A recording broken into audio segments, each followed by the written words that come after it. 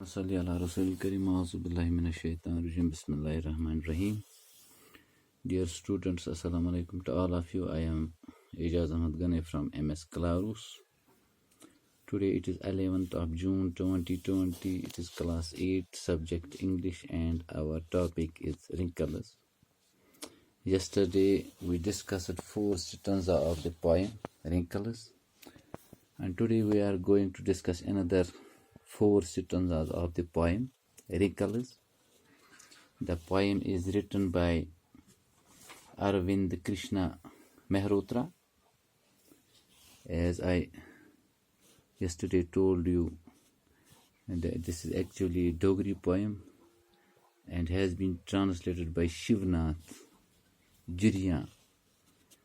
ڈوگری میں یہ پوئم لکھی گئی جس کا وہاں پر ٹائٹل ہے جریاں، اس کو ٹرانسلیٹ کیا ہے شیوناتھ نے. تو جس میں جو شاعر ہے اپنے ماں کے چہرے پر پڑی جریوں کو گنتا ہے. کل ہم نے 4 جریوں کو ڈسکس کیا تھا، جہاں پر وہ کہہ رہا تھا ماں میں آج جرت کر رہا ہوں اپنے چہرے پر پڑی جریوں کو گننے کی. اور پہلی جری آپ کے چہرے پر تب پڑی تھی جب آپ کے باپ نے تمہاری شادی کی تھی اور اپنے گھر سے الگ کر دیا تھا، اور دوسرے کے صحن، دوسرے کے آنگن، دوسرے کے گھر بھیج دیا تھا. اور دوسری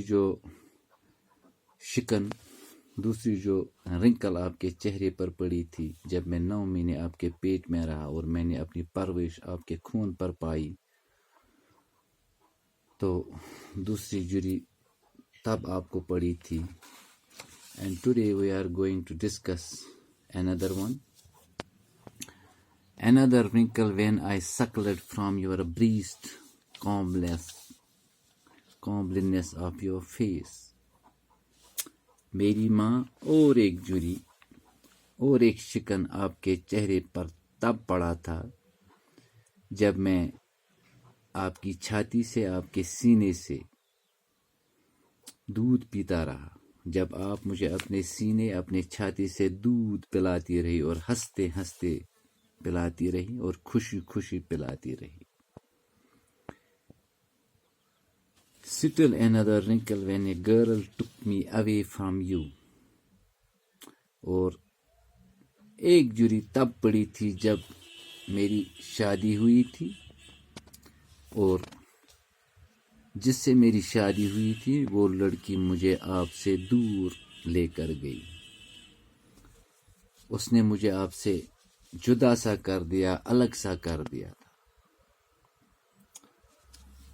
تب آپ کے چہرے پر اور ایک جری پڑ گئی. My mother, taking courage in my hands today, I am seeking under the skin of your wrinkles a girl.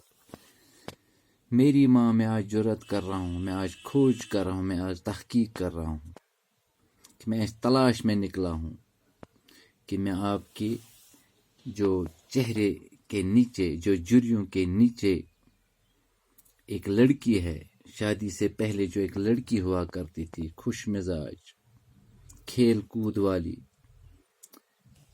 اس لڑکی کو میں ڈھونڈنے کی کوشش کر رہا ہوں، اس کی تلاش میں نکلا ہوں. اس لڑکی کو کس نے who was suppressed, who celebrated Red festival with fondness.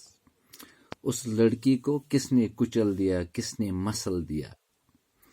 وہ جو لڑکی تھی آپ کے چہرے کے نیچے، آپ کی سکن کے نیچے، آپ کے چہرے کے اس کھال کے نیچے جس پر جوتیاں پڑی تھی، ایک لڑکی چھپی ہوئی ہے جو منایا کرتی تھی ریڈ فیسٹیولز وتھ فونڈنس، خوشی کے ساتھ، مستی کے ساتھ اور مزے کے ساتھ، مسرت کے ساتھ. ریڈ فیسٹیولز ایک قسم کے تہوار ہوتے ہیں جو ہندو لوگ مناتے ہیں.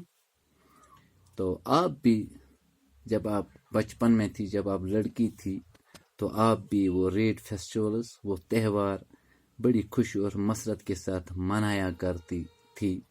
لیکن آج وہ چیزیں نظر نہیں آتی، آج وہ چیزیں دکھ نہیں رہی ہے. آج آپ کے چہرے پر جڑیاں پڑی ہیں.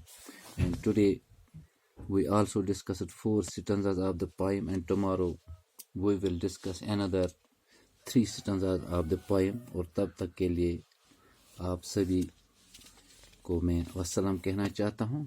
السلام علیکم ٹو آل آف یو.